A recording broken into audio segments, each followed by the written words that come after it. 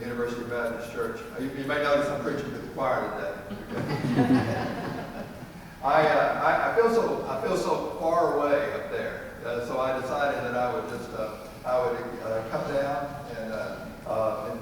and experiment with this new mobile pulpit and get closer to the ones who need to hear it the most.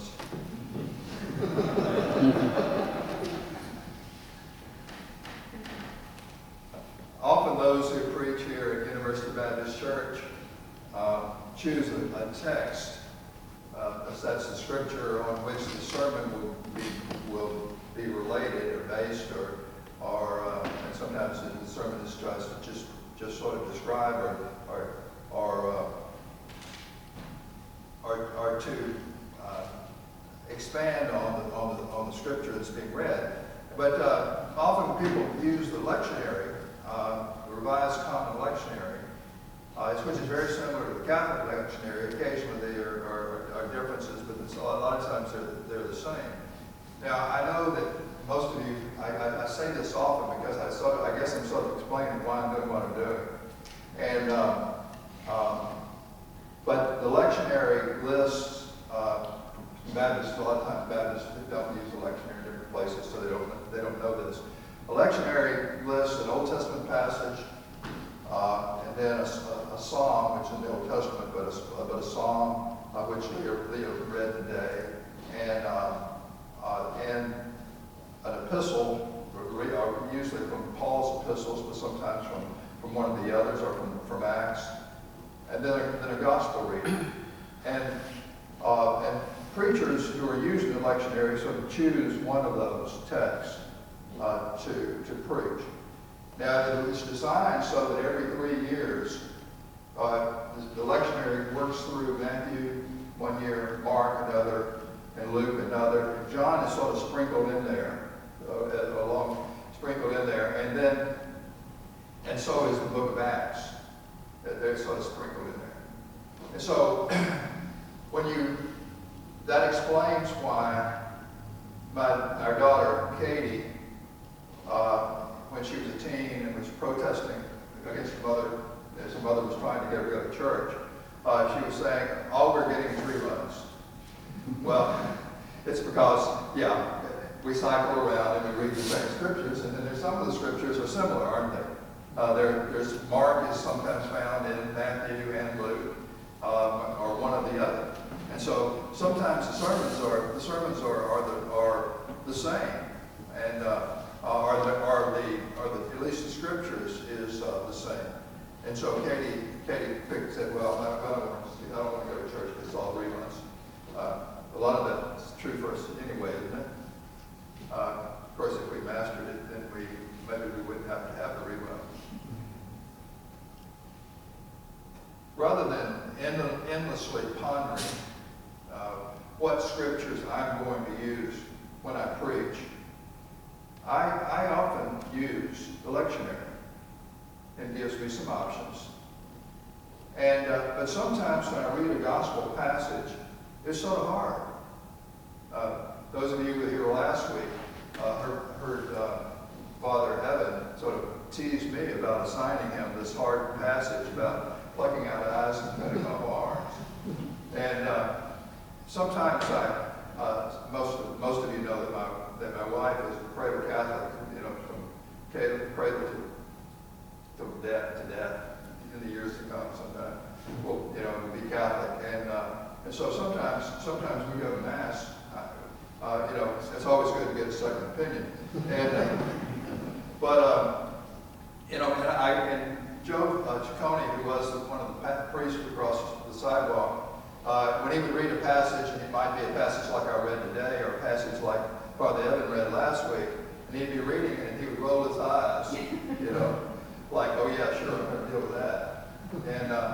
And he would, and oftentimes when he was reading it, I was thinking, "Oh, I want to hear what he has to say about that. How do you unpack that? What do we do with that?" But usually the roll of the eye meant he was going to preach on the epistle, not the gospel. I decided today, though the temptation was there, was to preach on the lovely Psalm 8 or Hebrews. It was a passage from the book of Hebrews that was in the lectionary. I decided today that I would talk a little bit about this passage from Mark 10. And the reason I decided to do that is that if you're like me, and those of you who have been divorced, which I have, if you're like me, then every time you read this, you feel just a little uncomfortable. Is that true, some of you? Yeah. And I know that in our congregation, many of our strongest, most devout Christian leaders, many of us are divorced. And we may as well figure out what do we do with this passage and how do we relate to it. Now, I'm not going to take the time to do all of that because it's pretty complex.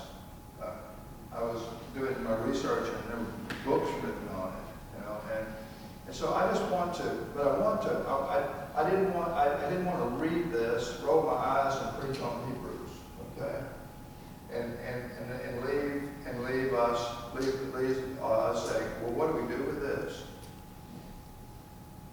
And so this is what I do with it. This is how I relate to it. And some of it says something about how I relate to Scripture also. The stories of Jesus and the words that Jesus said there's a context for them. A historic context and a cultural context. And when Jesus was questioned, he was tested by the Pharisees in this situation. He was tested by the Pharisees, and which means that in a way he was invited into the culture war of that day. Culture war is an attempt to persuade or to overpower people who have different values from the values you have. And in Jesus' day, there were a number of groups, and they were constantly at war with each other. And so they probably reproached Jesus. Jesus was a force to be reckoned with for those who were in power and who wanted to be in power. And so they approached Jesus with questions all the time. And I think one reason they asked Jesus questions was they would love for him to have given all the answers that fit their value system. Because he would have been one of them. You would have this powerful rabbi, teacher, prophet, miracle worker, the one who said things that were unlike anyone else had ever said. You would have him, he would be on your team. So you'd ask questions. Are you on my team? Tell me about this. What do you believe about this?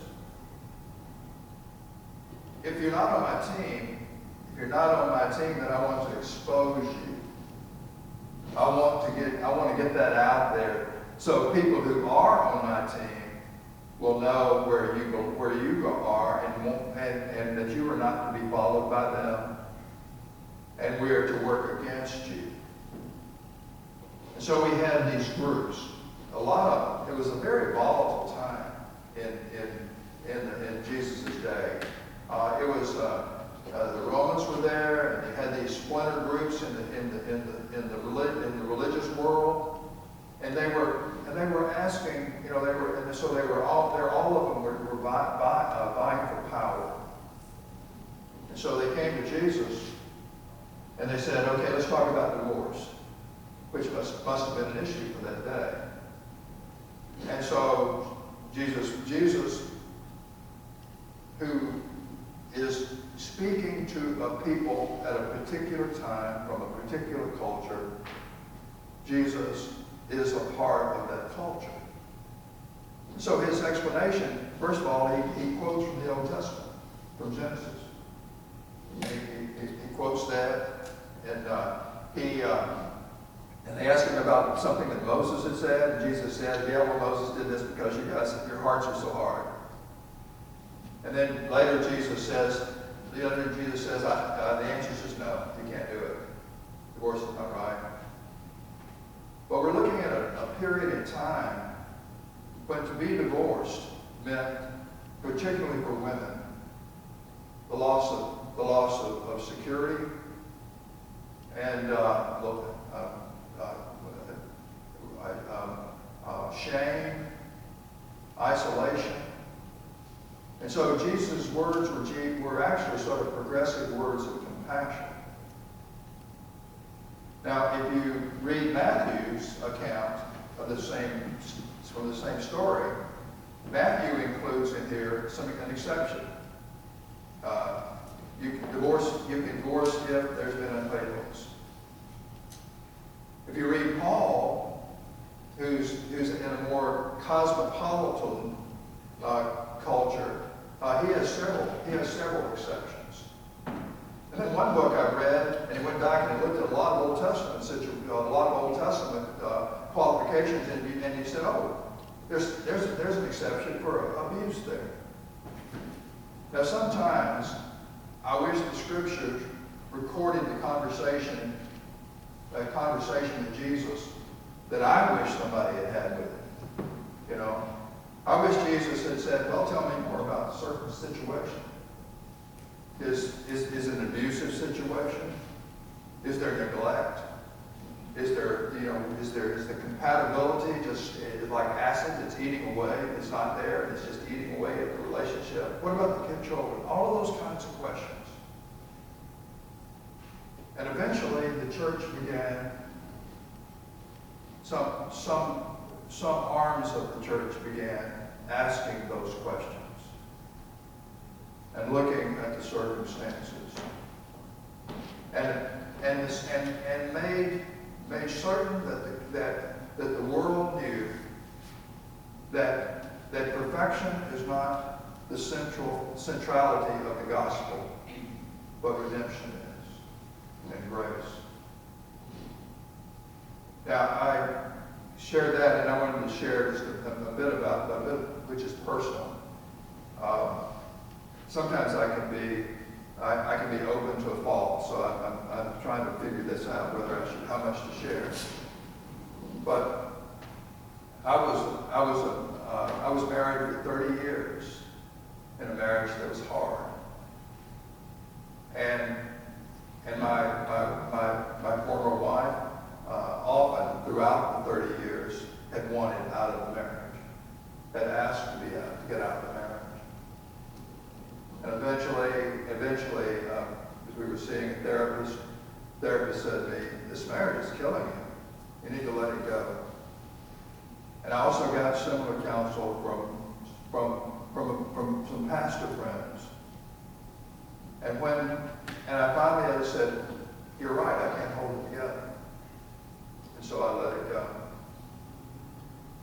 What I found is that regardless whether there is good reason for divorce in somebody else's mind or not, the place that the church should be is a place of open arms, a place where grace is practiced, a place that believes in redemption, sort of a place that sees God as the great alchemist that takes the broken things and base things in life and makes them precious. This is what the church should be. Now, as I said, I go across the street, the sidewalk sometimes, and in the community over there, I have met a number of divorced and remarried men and women, and some of them have found an invitation and grace to enter, but some of them they can't hear that. They can't hear that. And they are, and they sit on the edge of things. Then I have also seen some churches that force people who have been divorced to the edge of things and not allow them to be full citizens in the congregation. They can come, but they can't be deacon. They can come, but they could never preach. I think that as the way of Christ has evolved, it has evolved in a way that embraces and accepts and makes no distinction. In the song we sang, it talked about all being welcome. All being welcome. And that's the kind of church that I want to be a part of. And that's the kind of church that UBC is. Now that's just a little bit, there's so much more that can be said. One more little thing I want to say was something about how you see Scripture. Because it sort of comes down to how do you see Scripture. If you read in this passage and it says, Jesus says, no way. You read in Matthew and Jesus says, only in this exception. And Paul says, these are the exceptions. There are places in the Old Testament that says there are exceptions. What do you do with that? Some of us treat the Bible like it's the Constitution. But it's not written like a Constitution. A Constitution is written where rules are set to govern, and they've come out of a society, and it's pretty easy to find the rules. Sometimes it's difficult to interpret them, but it's pretty easy to find the rules for a particular thing. The Bible is a book that's made up of all kinds of literature. It has historical and sort of legendary kinds of things in it. It has gospels, and it has letters, and it has poetry. It's not designed to be a constitution. It's more like it's a library. And as we struggle with the issues of life, we go to this library and we find books and passages that say things about how people in a certain day, a certain time in history, responded to some of the things that we are responding to. Now, that may not be the way you see the Bible, and that's okay. That's okay. Because we still always come back to the bottom line, don't we? How do we interpret it? How do we interpret it, and how do we live it in our world today, regardless of how you see it?